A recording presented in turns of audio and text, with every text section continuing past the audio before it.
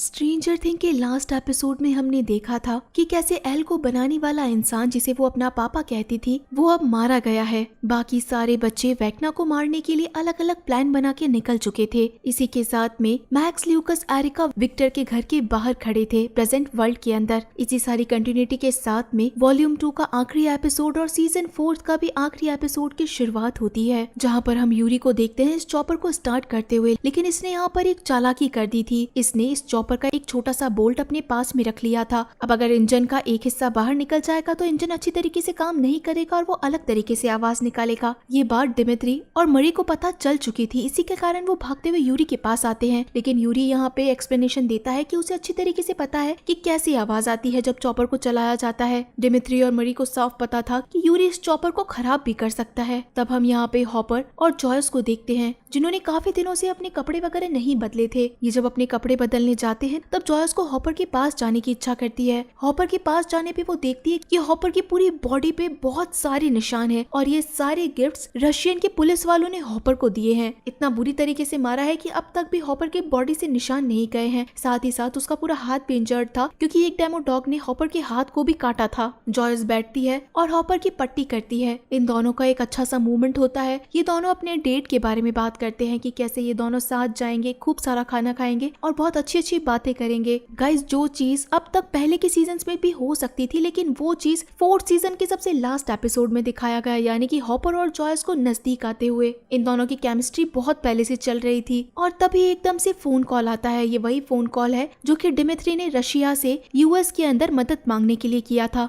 दूसरी तरफ Steve, robin और नैन्सी एडी और जस्टिन के साथ में एडी के घर पे पहुंचते हैं, जहाँ पे इन्हें एक अपसाइड डाउन वर्ल्ड का दरवाजा मिलता है और उसी के थ्रू ये लोग अपसाइड डाउन वर्ल्ड में पहुंच जाते हैं। इन दोनों टीम का अलग अलग काम था। स्टीव, रॉबिन और नैन्सी इन तीनों को वेक्ना के घर पे पहुंचना था और वेक्ना की बॉडी को जलाना था। लेकिन ये काम अच्छे से तब कर पाते जब कोई भी फ्लाइंग डेमोगॉर्गन इनके ऊपर अटैक नहीं करे। इसी के कारण एडी और डस्टिन का काम था कि सारे डेमोगॉर्गन को ये अपनी तरफ अट्रैक्ट करके रखे कुछ टाइम के लिए। एडी को हमेशा से ही पता था कि वो एक हीरो नहीं है। इसी के कारण वो स्टीव को कहता है कि हीरो तो भाई तुम हो और सब लोगों को भी इस मुसीबत से तुम ही निकालोगे। लेकिन असल के अंदर हीरो कौन बनने वाला है ये तो गाइस आपको एपिसोड के लास्ट में ही पता चलेगा। हम यहाँ एल को देखते हैं। जॉनथन यहाँ पे कैसे भी करके एल को हॉकिंस में पहुंचाना चाहता था, लेकिन रातों रात वहाँ तक पहुँचने के लिए किसी भी तरीके का कोई ट्रांसपोर्ट इन्हें नहीं मिल रहा था। तब यहाँ पे एल को थोड़ा बहुत आइडिया आता है और वो कहती है कि पहले भी एक बार उसने ऐसे ही वॉइड के अंदर जाके लोगों को महसूस किया है और उनके पास्ट तक में भी और उनके मेमोरीज तक में भी पहुंची है एल। तो एल यहाँ पे जॉनथन को रोक देती है और कहती है कि मैं यहीं से ही हमारे दोस्तों की मदद करूंगी और मैं यहीं से सबको बचा लूंगी, लेकिन जरूरत है तो बस एक बात टब की, यानी कि डेप्रिवेशन टैंक की। आर्गिल को ये चीज मजाक लग रही थी और वो कहता है कि तुम्हारे माइंड पावर क्या तुम नहा धो के यूज करती हो। लेकिन आर्गिल को सिर्फ और सिर्फ नमक के बारे में पूछा जाता है कि काफी सारा नमक हम लोगों को कहाँ मिलेगा। आर्गिल अपने साथ में इन सभी को अपने पिज्जा स्टोर में ले आता है, लेकिन वहाँ का ओनर शायद ये जगह यूज करने के लिए ना दे।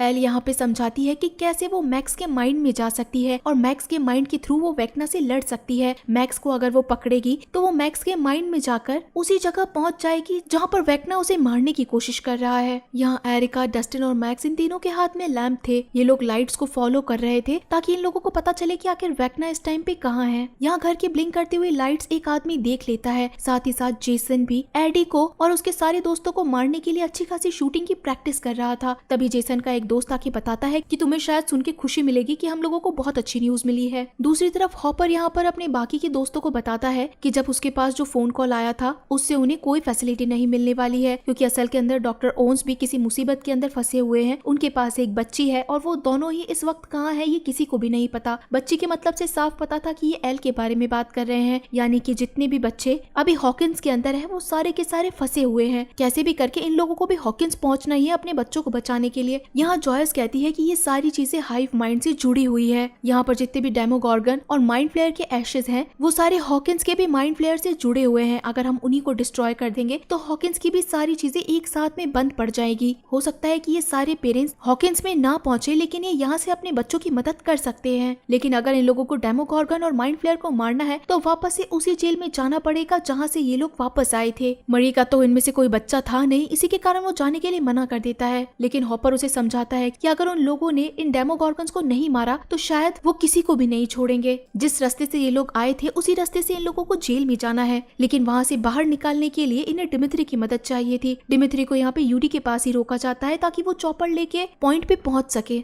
यहाँ पे आर्गिल सारे बच्चों को लेके अपने पिज्जा स्टोर में पहुंच जाता है और शायद उसे लगा था कि यहाँ का ओनर उसकी मदद कर देगा, लेकिन ओनर भी यहाँ पे नाटक दिखाने लगता है। तब जॉनथन यहाँ पे बहुत काम की चीज निकालता है। असल के अंदर वो एक वीड निकालता है और ओनर को नशे करने के लिए दे देता है। पीछे से आर्गिल एक आइसक्रीम रेफ्रिजरेटर बताता है जिसके अंदर ये लोग पानी भरते हैं और काफी सारे सॉल्ट को डालने लगते हैं। डस्टिन और एडी मिलके एक वैनिटी वैन को शेड से ढकने की कोशिश करते हैं ताकि अगर ये लोग फ्लाइंग डेमोगॉर्गन को अपनी तरफ अट्रैक्ट भी करे तो ये लोग इस शेड के अंदर जाके छुप सके। यहाँ नैन्सी और स्टीव जब आगे बढ़ रहे थे तो रॉबिन बहुत ज्यादा पैनिक हो जाती है क्योंकि उसे लगता है कि वो बार बार एक ही जगह पे घूम रही है। यहाँ स्टीव भी नैन्सी से अपने दिल की बात करता है कि कैसे नैन्सी के जाने के बाद वो बहुत अकेला रहा और नैन्सी हमेशा से उसके दिलो दिमाग में रही है। वो आगे भी चाहता है कि नैन्सी उसके साथ हमेशा से रहे, लेकिन तभी रॉबिन बताती है कि ये लोग विक्टर के घर के सामने खड़े हैं और यहाँ पर एक टावर भी था। इसी के थ्रू ये लोग एरिका से भी बात कर सकते हैं ताकि उसी टाइम पे मैक्स वैक्ना को अपने माइंड में जाने के लिए बुला सके। यहाँ हॉपर, जॉयस और मरी जब रशिया की जेल के लिए निकलते हैं तो इन्हें बहुत सारी चीजें अलग लगती है क्योंकि मेन एंट्रेंस पे यहाँ कोई भी गार्ड नहीं था, ना तो कोई रोकने वाला और ना ही दूर दूर तक इन्हें कोई गार्ड दिखाई देता है, बल्कि जेल की बॉर्डर पे गोलियां चलने की आवाजें आ रही थी। यहाँ डिमित्री को अच्छी तरीके से पता था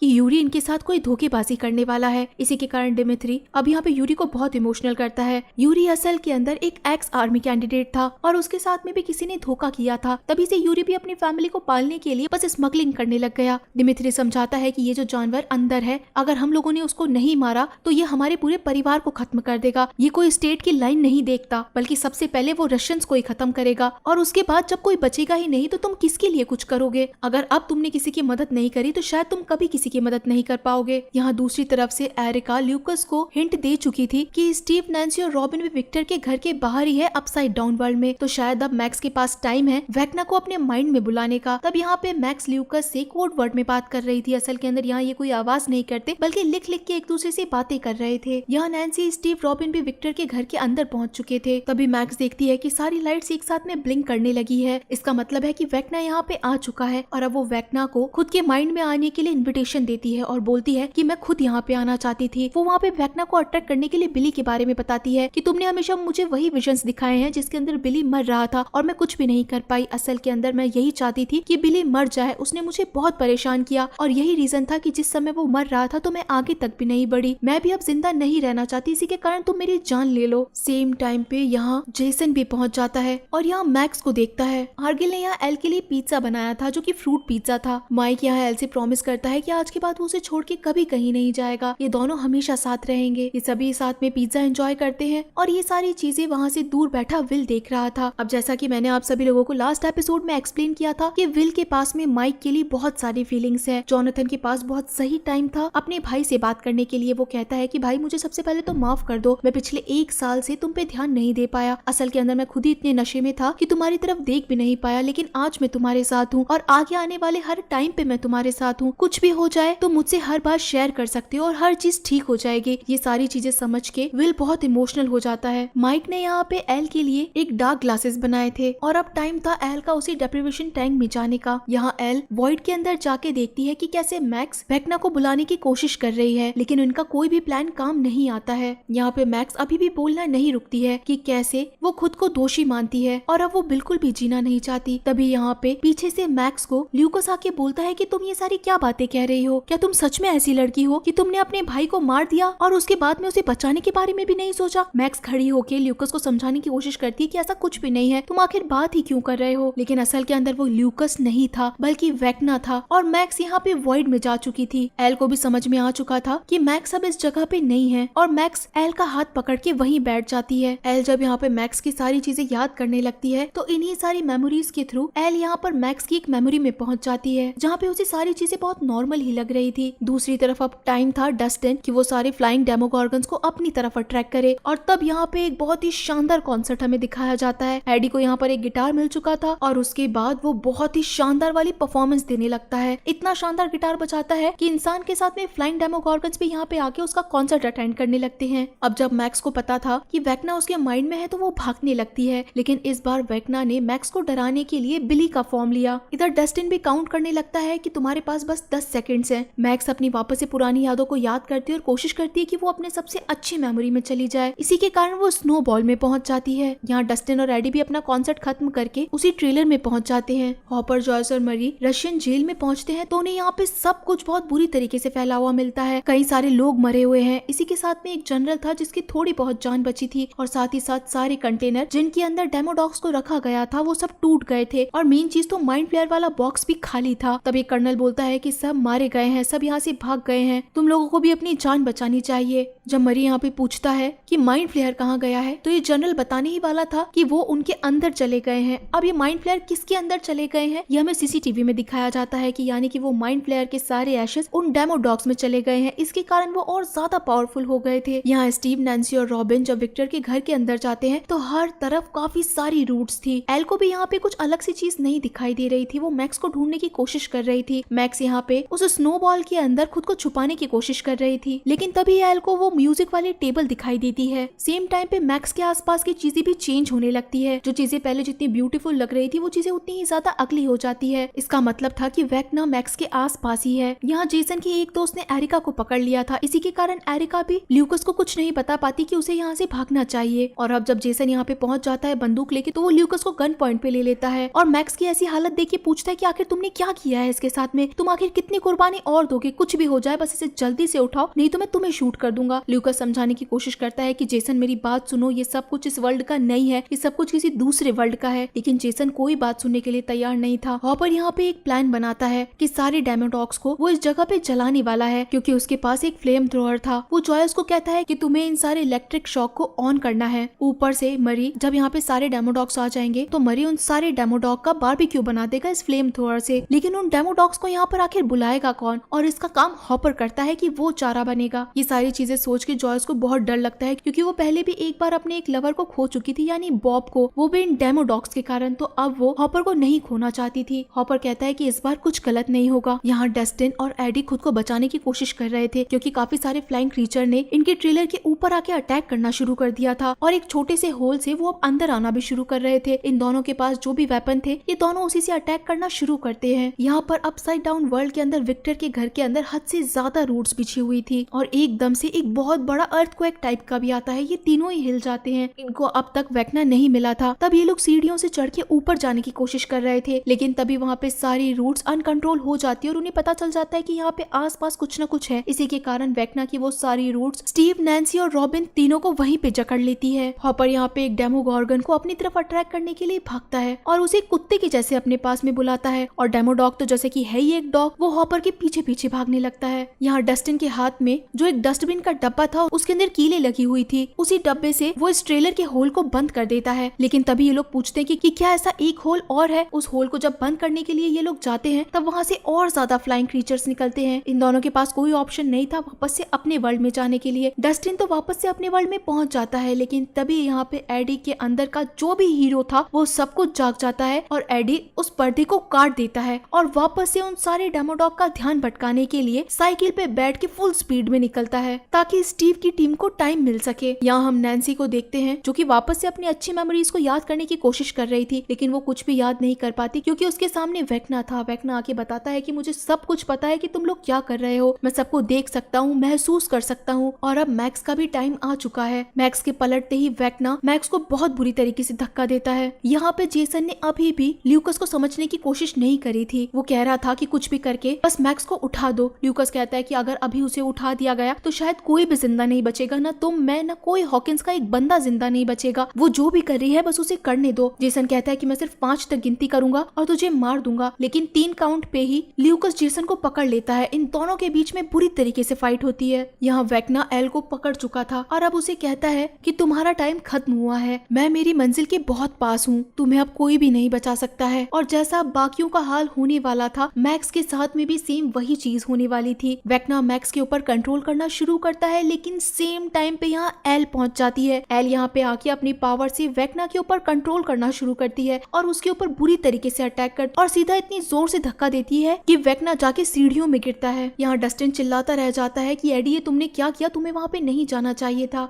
लेकिन एडी को याद आता जा रहा था कि कैसे वो हर बार प्रॉब्लम से भाग जाता है, कभी भी खड़े होकर उनका सामना नहीं करता। लेकिन इस बार एडी बिल्कुल बेवकूफपंती करके वहीं पे खड़ा हो जाता है और सारे डेमोडॉग्स को इनवाइट करता है कि आओ और मुझे मारो। यहाँ जॉयस देख रही थी कि हॉपर को डेमोडॉग मार देगा और तभी उसे उसे अपने सामने एक इलेक्ट्रिक स्टिक मिलती है। दूसरी तरफ मैक्स को तो विश्वास ही नहीं होता कि एल उसकी आंखों के सामने खड़ी है। आखिर वो वहाँ तक पहुंची कैसे? एल उसको समझाती उससे पहले वेक्ना वापस से उठ खड़ा हुआ था, लेकिन एल इस बार जाती है और वेक्ना को उल्टा जवाब देती है कि इस बार अगर तुमने मैक्स को हाथ लगाया तो मैं तुम्हें मार डालूंगी, और वो भी फिर से। इसका मतलब था कि एक बार पहले भी एल ने वेक्ना को अपसाइड डाउन वर्ल्ड में पहुंचाया था, तो वो वापस से ऐसा कर सकती है। लेकिन वेक्ना, जैसा कि हम सभी को पता है कि हद से ज्यादा स्ट्रॉन्ग हो चुका है, तो वो भी एल को बहुत बुरी तरीके से इंजर्ड करता है। प्रेजेंट वर्ल्ड के अंदर एल यहाँ पे बुरी तरीके से तड़पने लगती है, क्योंकि यहाँ पे अपसाइड डाउन वर्ल्ड के अंदर वेक्ना और एल के बीच में फाइट चल रही थी। अब जैसा कि वेक्ना काफी ज्यादा स्ट्रॉन्ग था, तो वो एल को भी कंट्रोल करने लगता है और उसे कहता है कि अच्छा हुआ कि तुम खुद ही यहाँ पे पहुंच गई, मैं तुम्हारा ही वेट कर रहा था और अब तुम्हें भी कुछ चीजें देखनी चाहिए। वेक्ना एल को वापस से एक और वर्ल्ड में पहुंच जाता है। असल के अंदर ये विक्टर का घर था। वहाँ की रूट्स आके एल को पकड़ लेती है। वेक्ना अपने साथ में मैक्स को भी लेकर आता है और कहता है कि अब तुम्हें सब कुछ अपनी आंखों से देखना चाहिए कि यहाँ पर क्या होने वाला है। तुम्हारी आंखों के सामने ही मैं दुनिया के अंदर जाऊंगा और सबको मार दूंगा। अब इन सारी चीजों को रोकने के लिए एल के पास कोई ऑप्शन नहीं था। इसी के कारण वो वेक्ना को बोलती है कि पापा मर गए हैं, इन सब में तुम्हारा कोई दोष नहीं है, पापा ने ही तुम्हें रखा था और तुम्हारी पावर्स का यूज किया था। अगर वो तुमको सही ढंग से रखते तो शायद तुम मॉन्स्टर कभी नहीं बनते। तब यहाँ पे वेक्ना पलटता और कहता है कि पापा की कोई गलती नहीं है, पापा एक मामूली इंसान थे जिनके पास पावर्स भी नहीं थी। असल के अंदर तुम और मैं एक जैसे हैं, मुझे मॉन्स्टर बनाने वाला और कोई नहीं बल्कि तुम हो। तुमने मुझे दूसरी दुनिया में भेजा, मैं चाहता था कि तुम और मैं, हम दोनों मिलके एक और नई दुनिया बनाए, लेकिन अब ये सारा काम मैं अकेला खुद करूंगा और तुम मुझे खुद देखोगी। जब मुझे तुमने इस दूसरी दुनिया में पहुंचाया था तो मुझे लगा था कि मैं नर्क में हूँ और जल के मर जाऊंगा, लेकिन मैं नर्क में नहीं था बल्कि एक दूसरी दुनिया में था, जहाँ पे मुझे कई सारी ताकतें मिली और एक ऐसी चीज देखने को मिली जिससे कि मेरी पूरी दुनिया ही बदल गई। अब गाइस यहाँ पे काफी सारी थ्योरी सॉल्व होती है। हेनरी को बचपन से ही स्पाइडर के साथ में खेलना पसंद था, वो उनको ड्रॉ भी किया करता था। अपसाइड डाउन वर्ल्ड के अंदर जो अननोन एशेस एक साथ में पावरफुल घूम रहे थे, वेक्ना के पास तो हमेशा से ही पावर्स थी। वो अपने पावर से उन एशेस को स्पाइडर में बदल देता है। और अब आप स्टार्टिंग से आ जाइए, जितने भी डेमोडॉग्स आए थे, माइंड फ्लेयर आया था, शैडो मॉन्स्टर आया था, वो सब कुछ वेक्ना के ही बनाए हुए थे। वेक्ना एल को कहता है कि बस जरूरत थी तो एक दरवाजा खुलने की थी और वो काम भी तुमने ही पूरा कर दिया था। जिस दिन तुमने दरवाजा खोला था उसके बाद से मैं इस दुनिया में आ सकता था, लेकिन जिस दिन तुमने दरवाजा बंद किया तब मैंने सोचा कि आखिर मैं वापस कैसे जा पाऊंगा। तब मैंने सोचा कि जो पावर तुम्हारे पास है वही पावर्स मेरे पास है, तो क्यों ना मैं उन पावर्स का यूज करूं। एल ने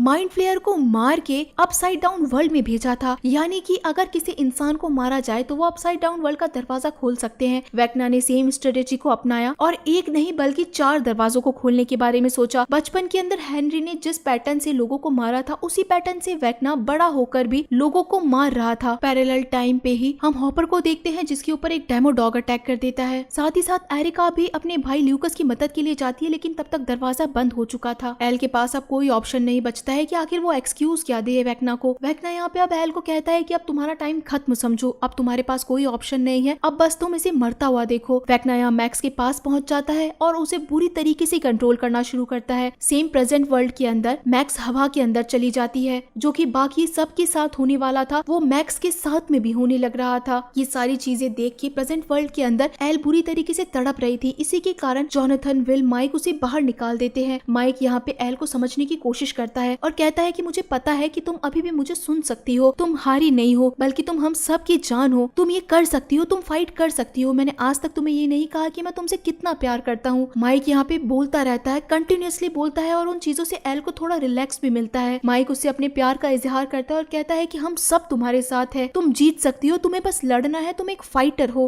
एल ये सारी चीजें सुन के मोटिवेट हो जाती है और अपनी पावर्स को वापस से यूटिलाइज करती है। इसी के कारण सारी रूट्स वहाँ से हटने लग जाती है। एक बार फिर से एल वेक्ना के ऊपर अटैक करती है। उन सारी रूट्स को तोड़ के वेक्ना को वो बहुत दूर कर देती है और यही वो टाइम था जब जॉयस ने हॉपर को बचा लिया था एक डेमोडॉग के अटैक से। और अब वो सारे डेमोडॉग उसी जगह पे पहुंच जाते हैं जहाँ पर इन लोगों ने इन्हें रोकने की प्लानिंग करी थी। ऊपर से मरी यहाँ पे फ्लेम थ्रोअर स्टार्ट करता है और जितने भी डेमोडॉग्स थे उन सबको जला देता है। सेम टाइम पे अब जब वेक्ना को जलना पसंद नहीं था, उसे ठंड पसंद थी, तो वो बुरी तरीके से तड़पने लगता है। यहाँ पे डेमोडॉग्स जो चलते हैं उसके कारण से काफी सारी जगहों पे अलग अलग इफेक्ट्स पड़ता है, यानी कि स्टीव, रॉबिन और नैन्सी, उनको जितनी रूट्स ने पकड़ा था वो सब खत्म हो जाती है और वो फ्री होके वहाँ से भागने लगते हैं। लेकिन अभी भी सारे डेमोडॉग मरे नहीं थे, एक डेमोडॉग अभी भी बच गया था और वो गोलियां चलने के बाद में भी नहीं मरता है। हॉपर के पास एक तलवार थी। यहाँ पर एल कहती है कि तुम्हें क्या लगता है कि तुम बच जाओगे, लेकिन वेक्ना कहता है तुम्हें क्या लगता है कि यहाँ पे सब कुछ खत्म हो जाएगा? यहाँ पे सब कुछ खत्म नहीं होगा, बल्कि ये तो सबकी शुरुआत है। हम यहाँ नैन्सी, स्टीव और रॉबिन को भी देखते हैं जिनके पास बॉटल्स थी वेक्ना की बॉडी को जलाने के लिए। यहाँ जैसे ही वेक्ना की बॉडी को स्टीव, रॉबिन और नैन्सी मिलके जलाते हैं, सेम टाइम पे हॉपर के पास तलवार थी और वो डेमोडॉग से फाइट करता हुआ उसका गला काट देता है। काफी हद तक वेक्ना अलग अलग पार्ट्स में इंजर्ड हो चुका था और अब एल की पावर्स यूज करने से पहले ही वेक्ना वहाँ पे हवा बन के अपने आप उड़ जाता है, क्योंकि अपसाइड डाउन वर्ल्ड के अंदर वेक्ना यहाँ पे बुरी तरीके से जल रहा था। नैन्सी आती है यहाँ पे बंदूक लेके और धमाधम उसके ऊपर शूट करने लगती है और एक शूट के बाद तो वेक्ना यहाँ सीधा विंडो से नीचे गिर जाता है। यहाँ पे हॉपर और जॉयस ने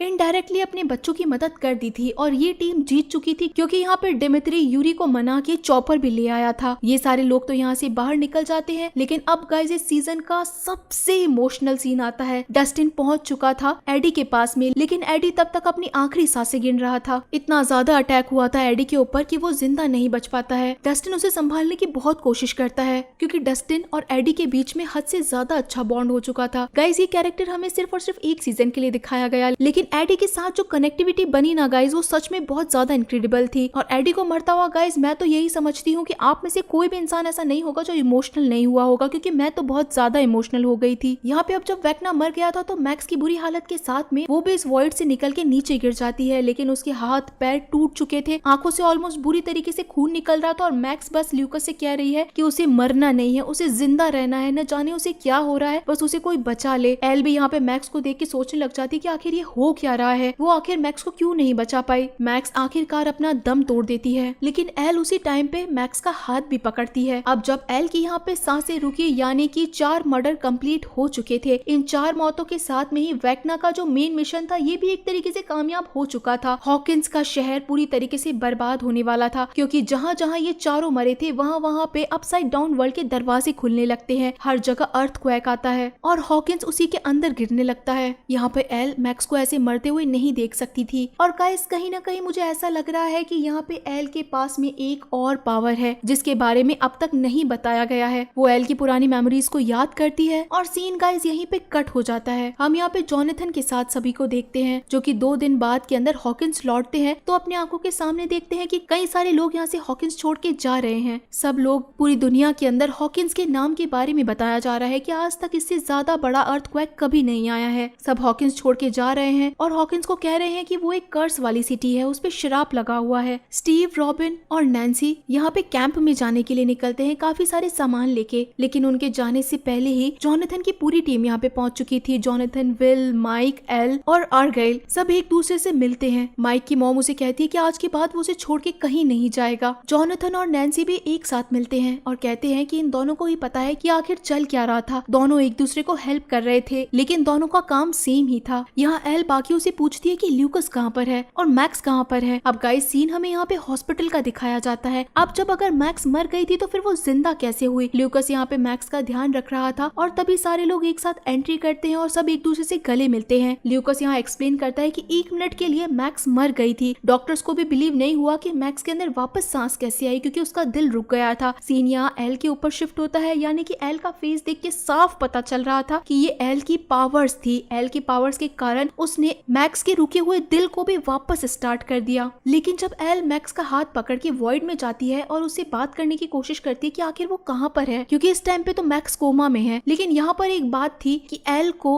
मैक्स वॉइड के अंदर नहीं दिखाई देती है। यहाँ हम देखते हैं कि स्टीव, रॉबिन और नैन्सी एक कैंप के अंदर पहुंचते हैं और काफी सारी चीजें डोनेट करते हैं। शहर के अंदर अब तक 22 मौतें हो चुकी थी, 200 से ज्यादा लोग इंजर्ड हो चुके थे और कई सारे लोग लापता थे। ये तीनों पूछते हैं कि क्या हम आप लोगों की हेल्प कर सकते हैं, तो तीनों को अलग अलग काम मिलते हैं। रॉबिन को यहाँ पे सैंडविचेस बनाने का काम मिलता है, तभी उसे यहाँ पे विकी भी मिलती है, जो कि हमेशा से उसकी क्रश थी। विकी जिस तरीके से रॉबिन से बात कर रही थी उसे साफ पता चल चुका था कि विक्की भी लड़कियों में ही इंटरेस्टेड है। उसने अपने बॉयफ्रेंड को छोड़ दिया है और वो रॉबिन से बात करने में बहुत ज्यादा इंटरेस्टेड है। स्टीव उन दोनों को देख के स्माइल करता है, लेकिन स्टीव के लिए भी दुख होता है क्योंकि इस सीजन के अंदर भी बेचारा वो अकेला रह गया था। एडी के अंकल यहाँ पर अभी भी उसके मिसिंग होने का पैम्पलेट लगाते हैं। डस्टिन उनके पास जाता और उन्हें समझाता है कि सबको पता चलना चाहिए था कि एडी कितना बड़ा हीरो है। जिस दिन अर्थक्वेक आया था उस दिन एडी मेरे साथ में ही था। डस्टिन अपने पास से एडी का एक लॉकेट निकाल के उसके अंकल को देता है, जिससे कि अंकल को पता चल जाता है कि अर्थक्वेक के अंदर एडी नहीं बचा होगा। डस्टिन और ये अंकल मिलके दोनों ही बहुत रोते हैं एडी को याद करके, क्योंकि एडी सच में गाइस एक हीरो ही साबित हुआ। यहाँ पर अब एल को छुपाना ही था क्योंकि अभी भी एल सेफ नहीं थी। इसी के कारण वो लोग हॉपर के पुराने घर पे पहुंचते हैं। लास्ट सीजन के अंदर वेक्ना के ही एक मॉन्स्टर ने इन लोगों के ऊपर अटैक किया था, इसी कारण पूरा घर टूटा फूटा था। सब लोग मिलके घर को ठीक करने की कोशिश करते हैं। जॉनथन और नैन्सी आपस में बात करते हैं तो जॉनथन को कुछ फील होता है कि नैन्सी का अब उसके साथ पहले जैसा कनेक्शन नहीं रहा, लेकिन नैन्सी कहती है कि इतना लंबा टाइम हो चुका है, इसी के कारण बस चीजें थोड़ी वियर्ड लग रही है, जल्दी सब कुछ ठीक हो जाएगा। और तुम्हारे कॉलेज का क्या हुआ, क्या तुमको वहाँ से परमिशन लेटर मिल गया है? यानी कि जैसे कि इन दोनों की प्लानिंग थी कि ये दोनों साथ में कॉलेज जाएंगे। यहाँ एल अभी काफी ज्यादा अपसेट थी चीजों को लेकर। वो अपने कमरे में जाके दरवाजे को बंद करती है लेकिन पूरा बंद नहीं करती है। तो विल और माइक आपस में बात करते हैं कि आखिर मैक्स कब तक ठीक हो पाएगी, और अब तो शायद उसे वेक्ना से फाइट करनी भी नहीं चाहिए क्योंकि वो जरूर मर गया होगा। तब यहाँ पे विल एक्सप्लेन करता है कि वो मरा नहीं है, मैं उसे आज भी महसूस कर सकता हूँ। वो बहुत ज्यादा जख्मी है, इंजर्ड है, वीक है, लेकिन इसी दुनिया के अंदर ही है। हो सकता है कि वो जरूर वापस आए। हम सभी को पता है गाइस कि विल को अभी भी माइंड फ्लेयर के होने का अंदाजा होता है, इसी के कारण वो ये सारी चीजें बताता है। यहाँ एल को अपने कमरे के अंदर एक बोतल मिलती है जिससे कि वो मैक्स के साथ खेला करती थी, और इसी कारण उसे वो टाइम याद आता है कि हॉस्पिटल के अंदर मैक्स उसे वॉइड में दिखाई ही नहीं दी थी। इन चीजों से वो बहुत डिस्टर्ब थी और घर के बाहर एक गाड़ी आके रुकती है। बड़े सस्पेंस के साथ जब दरवाजा खुलता है तो उस गाड़ी से और कोई नहीं बल्कि हॉपर निकला था। गाइस एल ने सारी उम्मीदें छोड़ दी थी कि हॉपर जिंदा भी है या नहीं है। टोटल एक गार्डियन उसके पास में था जो कि हॉपर था, और वो भी लास्ट सीजन में मारा जा चुका था। तो एल जब हॉपर को देखती है तो बहुत ज्यादा इमोशनल हो जाती है। ये दोनों एक दूसरे से बात करते हैं कि आखिर कहाँ थे, कैसे हैं, और अब इनके साथ में क्या चल रहा है। हॉपर वादा करता है एल से कि वो उसे छोड़ के कभी नहीं जाएगा। बाहर आने के बाद एल जॉयस से मिलती है। यहाँ माइक भी हॉपर को कहता है कि उसने अपना प्रॉमिस निभाया है, उसने एल का ध्यान रखा था। तभी यहाँ पे विल को कुछ चीजें महसूस होना शुरू होती है कि मानो कि वो वेक्ना उसके आसपास ही है। पूरा एनवायरनमेंट चेंज हो जाता है, हर जगह एशेस उड़ रहे थे, मानो कि स्नोफॉल हो रहा हो। अब जब दरवाजे खुल ही गए थे तो हॉकिंस का शहर भी अपसाइड डाउन वर्ल्ड में चेंज होने वाला था। अपसाइड डाउन वर्ल्ड के अंदर काफी सारी चीजें बदली हुई होती है। जब ये सारे लोग आगे जाके ग्राउंड में खड़े होते हैं तो एल देखती है कि ग्राउंड की आधी ग्रीनरी खराब हो चुकी है। वो एशेस के कारण है या स्नोफॉल के कारण है या अपसाइड डाउन वर्ल्ड के कारण है। और सामने काफी तेज बिजलियां गिर रही है क्योंकि सामने वही चारों गेट का कॉर्नर है जहाँ पे दरवाजे खुल गए थे। यानी कि अपसाइड डाउन वर्ल्ड हॉकिंस में है। साथ ही साथ हमें एल के पीछे 3 और कपल्स दिखाए जाते हैं, यानी कि जॉन और नैन्सी, हॉपर और जॉयस, साथ ही साथ विल और माइक जो कि बहुत अच्छे दोस्त हैं। और इन सबसे लड़ने वाली सिर्फ अकेली एल है। इसी के साथ गाइस ये शानदार एपिसोड यहीं पे खत्म होता है और स्ट्रेंजर थिंग्स सीजन 4 भी यहीं पे गाइस खत्म होता है। तो आप सभी लोगों को ये सीजन कैसा लगा मुझे जरूर बताइएगा। तो चलिए फिर मिलते हैं आप सभी लोगों से ऐसे ही किसी शानदार सीरीज में। तब तक के लिए टाटा।